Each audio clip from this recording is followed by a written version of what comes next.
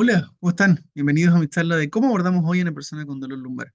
Mi nombre es Nicolás Maragaño, soy el presidente de la SOQUIME aún vigente el año 2024 y soy kinesiólogo y doctor en terapia física. Y esta charla la estoy grabando para quienes no pudieron estar en el Congreso Internacional, tercera versión de nuestra sociedad. Fue todo un éxito en la ciudad de Concepción. Así que prepárate, creo que te va a gustar, independiente de si eres estudiante, clínico, docente, investigador o inclusive un paciente que tiene dolor de espalda. Primero, vamos a hablar de los objetivos y para ello quiero dar algunas recomendaciones de qué es lo que nos recomiendan, valga la redundancia, las guías clínicas de diferentes partes del mundo. Vamos a buscar cambiar algunas creencias relacionadas al dolor de espalda que aún están muy arraigadas en nuestra sociedad. Vamos a entregar consejos útiles para ayudar a una persona con dolor de espalda con o sin irradiación y vamos a recalcar lo importante que es entender cómo a las diferentes personas, según sus diferentes presentaciones clínicas, las vamos a tratar distinto y por ende les vamos a entregar recomendaciones diferentes. Entonces, ¿por qué tratarías a todos por igual? Si todos se presentan distintos, tienen diferentes intereses, diferentes preocupaciones, diferentes ocupaciones, hobbies, pasatiempos y hábitos. Tenemos el ejemplo de Luz, una diseñadora gráfica que no tiene miedo, pero sí tiene dudas respecto a lo que le está pasando. En su estilo de vida, la verdad es que ella duerme bien, hace ejercicio, no fuma, y en cuanto a sus creencias, no sabe si es bueno moverse. Probablemente con un dolor de espalda localizado solo en la espalda, estamos hablando de una persona con un predominio nociceptivo, con un panorama favorable, en el que la educación y quizás una o dos visitas y un seguimiento sería útil y suficiente para un excelente resultado. Distinto a Felipe, que es un operario o operador de Mercado Libre, en el que aparece el miedo a agacharse, es una persona que es fumadora, que es sedentaria, que duerme mal, y por otra parte cree que el trabajo es ser culpable. Estamos hablando de una influencia fuerte de los factores sociales y las creencias también. Y por otra parte, Pamela es secretaria y tiene aparentemente un predominio de dolor neuropático. El síntoma está en la pantorrilla, no quiere moverse, le da la corriente, es sedentaria, es fumadora y cree que tiene un nervio atrapado. ¿Por qué los trataríamos a todos igual si se presentan de forma distinta? Esta es la recomendación de la British Medical Journal del año 2016 y con algunas actualizaciones y comentarios que hay que agregar quizás ahora, pero más o menos luce así. Con o sin irradiación, primero, carta otras posibles alternativas. Asegúrate de que a quien tienes enfrente eres capaz de ayudarlo y tratarlo, y a veces ayudarlo implica considerar alternativas y referirlo oportunamente a un especialista sin usar ninguna palabra nocebogénica y la verdad es que siempre teniendo en cuenta que es importante estar atento ante esos signos o síntomas que nos hacen pensar en patología seria o específica. Si no se presenta con ninguna bandera roja la persona, entonces con mayor razón nos preocupa qué cosas podrían influenciar en el pronóstico y el resultado, y para eso usamos encuestas como el Start Back Tool y también tomamos en cuenta algunas otras consideraciones que no tienen que ver con la anatomía, no tienen que ver con la espalda de la persona, tienen que ver con la vida de la persona, el miedo y la evitación, el bajo estado de ánimo o el diagnóstico de depresión, la pobre satisfacción laboral y que estén cursando o no con un litigio en curso. Independiente de cuán complejo pueda ser el panorama, la verdad es que siempre vamos a entregar estrategias de automanejo, vamos a proveer de información a la persona que tenemos enfrente de manera clara, aterrizada, quizás con una infografía de refuerzo y un correo de seguimiento, pero información acerca de la naturaleza del dolor. Estamos hablando de una naturaleza multifactorial, no a que sea un tejido el responsable, porque no siempre tenemos la certeza de que así sea y son todas las personas distintas en su presentación. Y por otra parte también a motivarlos idealmente al consejo de mantenerse activos, incluso a veces con una infografía que les entregue información clarísima al pie de la letra de a qué nos referimos con el consejo de mantenerse activo. Una de las diferencias importantes que hay que recalcar es que cuando la persona tiene una presentación en la que parece predominar un dolor neuropático, si ya hemos excluido estas patologías serias, sabemos que son raras, pero tenemos que ser diligentes si queremos optar por ser de accesos directos algún día. Deberíamos tener la capacidad y el conocimiento bastante claro para que la gente confíe en nosotros y sepa que somos nosotros los que pueden hacer este filtro inicial y finalmente determinar si son candidatos a la terapia física o no. Pero cuando nos presentamos frente a un paciente que tiene un dolor lumbar con deficiencia neurológica, hablamos de un síndrome radicular. Independiente si es una persona con dolor radicular, con irradiación y dolor, o si es una persona con radiculopatía que tiene signos neurológicos, o si incluso es una persona que tiene estenosis, con síntomas bilaterales, cuando tienen una edad avanzada puede que sea más común esto, porque para ello hay una regla de predicción clínica, entonces la indicación puede ser un tanto distinta porque el panorama quizá va a ser un poco más largo, se va a hacer un seguimiento que quizás se va a extender por 6 a 12 semanas. Se pueden considerar los antineuríticos, se puede considerar inyección de corticosteroides, pero mucho de eso depende de cuán alta es la irritabilidad de esa persona que tienes enfrente. Por otro lado, sabemos que a pesar de que esté ilustrado en verde este cuadrito aquí, la mayoría de las personas tiene un dolor de espalda que sí es musculoesquelético, es aparentemente mecánico, pero es inespecífico. No usamos mucho esta terminología porque a la gente le genera incertidumbre y desconfianza, pero en el fondo sabemos que es musculoesquelético y que puede haber algún tejido sensible sin duda, pero no tenemos la certeza de cómo confirmar ese diagnóstico patoanatómico. Entonces debemos prestar atención a los síntomas, a los episodios previos, que ya es un factor de riesgo para tener un nuevo lumbago, por así decirlo. Así la intensidad es severa, el panorama se complica cuando la escala numérica está puntuada por sobre los 7 puntos. Y también si hay dolor de pierna, porque eso nos entrega información de si es predominantemente neuropático. Hay cosas que se pueden modificar, y en ese sentido tenemos que ser claros al comunicar. El estilo de vida involucra el índice de masa corporal, el hábito de fumar y el ser o no sedentario. Ten estas conversaciones con la gente porque de eso ellos pueden tomar cartas en el asunto y hacerse responsables y partícipes de su proceso de recuperación. Hay cosas que son más difíciles de cambiar, pero en la esfera psicológica prestamos atención a si tienen el diagnóstico de depresión o ansiedad, a si surgen pensamientos negativos o sufren de catastrofización y a las creencias que tengan que ver con evitación y miedo. Por otra parte, en el aspecto social, sabemos que la gente que cree que el trabajo es el responsable de lo que le ha sucedido, ya se nos pone un poco cuesta arriba la cosa, que son creencias respecto a las cargas físicas laborales, y también hay otros factores como el nivel educativo, si hay una compensación o litigio o licencia involucrada, y cuán satisfechos están haciendo su trabajo. En resumen, tenemos que tener en mente que las personas que no reciben cuidados concordantes con guías clínicas lamentablemente parecen estar más propensos o vulnerables a tener una transición de dolor del agudo al persistente.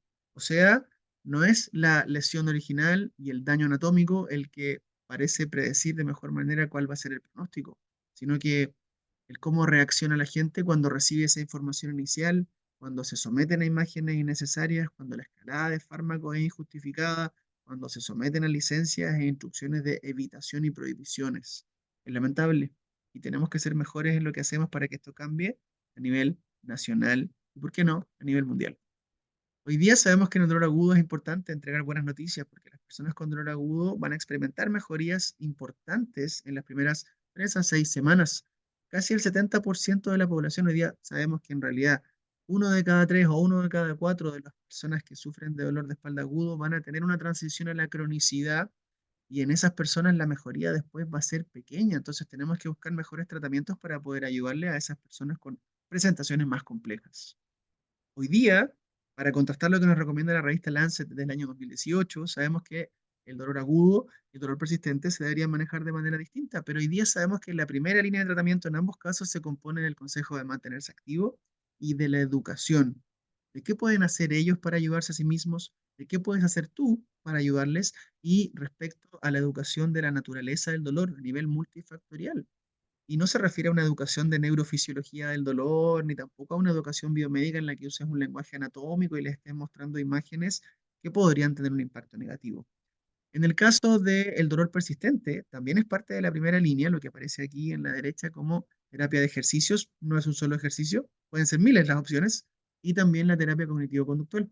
En el lado izquierdo, en cambio, vemos que en pacientes seleccionados de dolor agudo, el ejercicio también podría jugar un rol. Si el paciente es un respondedor al ejercicio, produce una hipoalgesia en el momento en que lo empiezas a evaluar y le pides que se mueva, que repita el movimiento, que haga algunos ejercicios de los que tiene experiencia y conoce y se siente seguro, lo haces pedalear y no tiene ningún problema, lo haces caminar y no tiene ningún problema. Entonces a esas cosas son las que tratamos de dirigirnos cuando hablamos de en pacientes seleccionados. Hay veces en que la irritabilidad no lo permite y la gente con el solo hecho de respirar tiene un dolor de espalda muy intenso. Puede ser muy intenso y muy severo, pero afortunadamente sabemos que rara vez es algo grave. En Bélgica le ponen especial hincapié al monitoreo de banderas naranjas, a derivar al psiquiatra de manera oportuna a las personas que tienen depresión severa y también trastornos de personalidad. Sabemos que en aquellas personas los mecanismos top-down pueden ser los responsables de lo que están sintiendo. El riesgo de cronicidad se evalúa utilizando la encuesta de Orebro o la Start Back Tool, en la que ya hicimos mención en algunas diapositivas anteriores.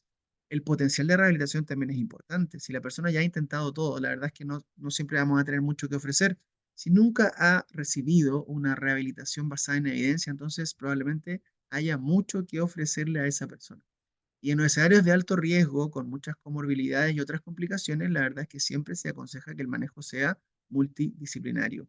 En problemas multifactoriales y complejos, entonces se debería recomendar un tratamiento multidisciplinario. En los Países Bajos hasta nos han entregado tablas y con comunicados claros de qué es lo que deberíamos estar nosotros diciéndole a la gente, explicándoles, por ejemplo, que la recuperación puede ser expedita cuando se mantienen activos, explicando que el dolor de espalda puede reaparecer, pero que eso no significa que haya una lesión mayor, explicando también de manera empática, clara y comprensible que, por ejemplo, el tener un diagnóstico de resonancia magnética que diga que tienes una hernia no aporta un valor agregado a nuestro tratamiento. Es más, se ha demostrado que el someterte a resonancias magnéticas, muchas veces innecesarias, hacen que seas más vulnerable o estés más propenso a desarrollar cronicidad e incluso a terminar siendo intervenido quirúrgicamente. Usamos el término dolor lumbar y tratamos de evitar el inespecífico porque justamente a la gente le puede generar algún grado de incertidumbre. Además de eso, hoy día tenemos inclusive revisiones de las guías de práctica clínica y sabemos que lo que está aquí en amarillo es lo más importante a lo que deberíamos apuntar todos, al automanejo. Por otra parte, lo que está en amarillo es lo ideal, lo que está en verde es lo que le sigue. Está el ejercicio terapéutico, la medicación del mesón, como lo son los antiinflamatorios, idealmente por la menor dosis posible, por el menor tiempo posible, considerando que hay gente que tiene además comorbilidades del sistema gastrointestinal, hay que ojalá dejarlo prescrito, pero es que al pie de la letra para que no haya ningún malentendido y la persona entienda que puede ser un tratamiento adjunto o de segunda línea que nos acompañe en la parte inicial. Por otro lado, hay intervenciones psicológicas que se recomiendan, donde ahí aparece claramente la terapia cognitivo-conductual y también la educación que tiene que ver con mantenerse activo, con evitar el reposo, con reasegurar cómo debería ser el curso de sus problemas y también, de cierta forma, con reentrenar de manera gradual el miedo y la evitación, exponiéndolos gradualmente nuevamente a moverse.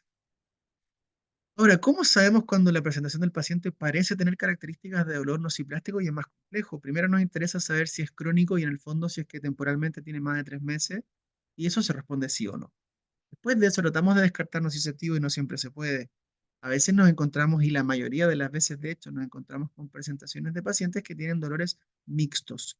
Hay cosas que te hacen pensar en contribuyentes del sistema nervioso central, los pensamientos, las situaciones de la vida, las memorias y recuerdos y cosas que ha vivido esa persona versus otras cosas que sí tienen que ver con la espalda, que se comporte de forma proporcional, que cuando se agacha es cuando le duele, que cuando hace alguna prueba provocativa es cuando le duele. Entonces puede que haya combinaciones.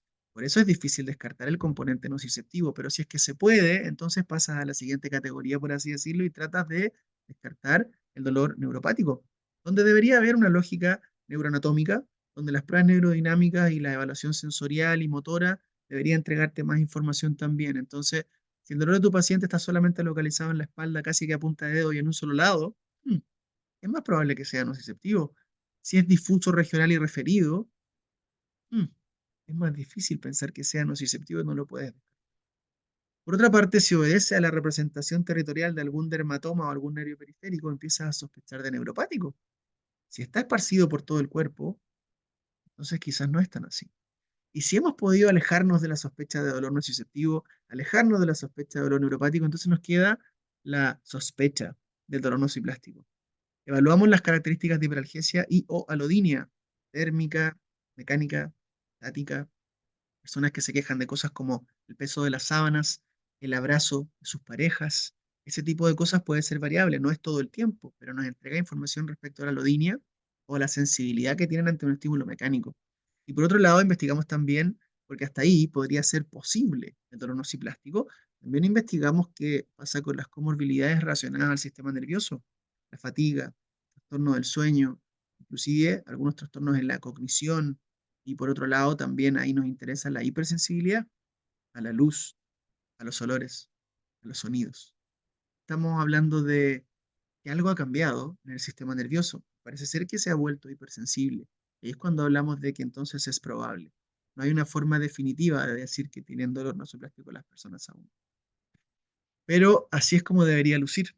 Y hoy día sabemos, incluso de forma reciente salió esta publicación, cómo luce la gente que tiene estas características cuando el panorama es más complejo. No solo está la hipersensibilidad multisensorial, sino que hay síntomas que nos están hablando del sistema nervioso, hay una historia incluso en sus vidas, como los eventos adversos de la vida, como el bajo peso al nacer, como el estrés maternal, inclusive en la adolescencia y en el crecimiento desde la infancia, el desarrollo y la influencia de los determinantes sociales de salud. Y por otra parte, cuando uno ya es adulto, la inactividad física, la obesidad, el trastorno del sueño, la depresión y la ansiedad, todas esas cosas sabemos que podrían ser factores de riesgo de tener dolor nociplástico y son cosas que tienes que considerar porque a un paciente que tiene una etiqueta diagnóstica de lumbago que se presenta con un cuadro así de complejo, no necesita necesariamente un tratamiento en la espalda. Aquí tenemos sugerencias según consenso de expertos a nivel internacional, según el mecanismo que esté involucrado, cuáles son las cosas que podrían tener sentido. Y si se dan cuenta, en el dolor nociceptivo la cirugía ni siquiera aparece una descripción, porque si sabemos que en la mayoría de los casos de dolor de espalda la fuente no se puede determinar, entonces ¿qué diablos va a estar operando? Si es inespecífico. Por otro lado, si es que en el dolor neuropático no hay una respuesta al tratamiento conservador multimodal, no mejoró la función, parece todo empeorar, y si ese cuadro clínico es compatible con los hallazgos de la imagen y la presentación clínica, entonces tiene sentido que esas personas reciban un cuidado quirúrgico en algunas condiciones, y cuando eso pasa, idealmente es que sea antes de la semana 12. El panorama puede ser mejor. En el dron plástico es poco probable que esté indicada la cirugía. Los medicamentos proveen beneficios modestos y la verdad es que se prioriza el manejo no farmacológico. Cuando una persona siente que le duele todo, es desproporcionado, es difícil de predecir, entonces la cosa se complica y necesitamos trabajar en las creencias, en el estilo de vida y en los hábitos. Para esos casos más complejos, hoy día existen alternativas que de a poco han agarrado fuerza en la investigación. Una de ellas es la terapia cognitivo-funcional, a cargo del gran Peter O'Sullivan desde el año 2018 en adelante, que esto ha agarrado fuerza en otras partes del mundo. Todavía no es una realidad en nuestro país, pero sabemos que se compone de tres pilares, uno de los cuales es darle sentido al dolor, con explicaciones razonables, exponerlo gradualmente a lo que le temen y a lo que en inicio les duele, de forma controlada. Y finalmente, tratando de inspirar un cambio en el estilo de vida. Yo tengo además una conversación en el canal de YouTube, este artículo de Peter O'Sullivan, y además aparece Peter O'Sullivan y Peter Kent. Lo recomiendo si es que no lo han visto. En otra parte de Australia están hablando del abordaje Resolved o el modelo Fit for Purpose, donde un episodio de dolor de espalda puede cambiar la vida de la persona porque lamentablemente han vinculado esa experiencia de dolor a que el reposo les ayuda y a que el movimiento les duele. Eso lamentablemente se ve más encima o reforzado por los hallazgos de las imágenes y por lo que cree la sociedad respecto a que el dolor tiene una relación con el daño. Y sabemos que eso no es así. Las cogniciones empiezan a cambiar. Surgen las creencias de que la espalda es frágil, no se puede mover, que el movimiento va a ser sinónimo de que te duele o que lo vas a pagar caro más tarde si te estás moviendo ahora. Y entonces entendemos que se meten nuestros pensamientos en el camino. Aparece la angustia, aparece el miedo, aparece la evitación y eso hace que muchas veces aumente el dolor y también la discapacidad. Luego vemos las respuestas a nivel motor y el sistema musculoesquelético también cambia, disminuye la variabilidad del movimiento, las personas se mueven de forma estereotipada, aumentan las respuestas de protección, los pensamientos son capaces de generar síntomas después y, de cierta manera, muchas cosas se han transformado en una amenaza en la vida de este paciente. Eso hace que se desacondicione nuestro sistema musculoesquelético y el procesamiento del sistema nervioso cambia. Así que hoy día el abordaje es muy distinto. Lo que queremos entregar como consejo, primero que todo, es evitar el nocebo y otros efectos no deseados.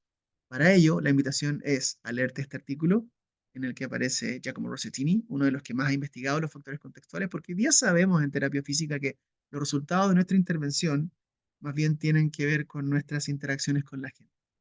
Y la idea es que evitemos el lenguaje que pudiese generar un potencial daño. No estoy hablando de que nuestras terapias sean dañinas, porque la verdad es que muchas veces la gente empeora no por el tratamiento o por el efecto inherente de un tratamiento, sino que más bien por algo que hice o por algo que dije en el encuentro clínico. Analiza esa cámara oculta que tienes tú en tu propia consulta y lugar de trabajo y al menos hazte esta pregunta al finalizar una intervención con tus pacientes. ¿Hice algo o dije algo en el encuentro clínico que pudiese afectar negativamente lo que la persona cree y siente? La verdad es que a veces no hace falta ni siquiera que te lo preguntes, porque Cuando arrojas un mensaje que se interpreta como nocebo por la persona que tienes enfrente, su expresión facial va a cambiar. Y de ahí lamentablemente cuesta salir. Muchas veces no hay vuelta atrás. Cuida tus palabras. Pueden hacer tanto mal como bien. Muchísimas gracias. Así fue mi presentación del Congreso y la verdad es que tenía recursos adicionales que voy a comentar dónde pueden extraer más información. La verdad es que muchas de esas ideas yo las saqué de los Low Back Pain Clinical Standards de Australia. Son recomendaciones para la gente y para los clínicos para que de una vez por todas uniformemos el lenguaje, dejemos de bombardear de información que lamentablemente termina por hacer daño a la gente y si nos unimos en esto, el resultado va a ser mejor. Soy un convencido de que el dolor persistente puede cambiar. Soy un convencido de que el dolor persistente muchas veces tiene que ver con que la gente recibe cuidados discordantes y se da una vuelta muy larga hasta que alguien entrega un mensaje que realmente puede hacer sentido. Hagámoslo mejor y sean parte de Soquime. Es una asociación sin fines de lucro. Todos tenemos ganas de que la kinesiología mejore y de que podamos ayudar más a la gente, de que nos necesiten menos, de luchar contra la sobremedicalización y el sobretratamiento. Estoy convencido de que eso nos va a transformar en una mejor sociedad. Muchas gracias.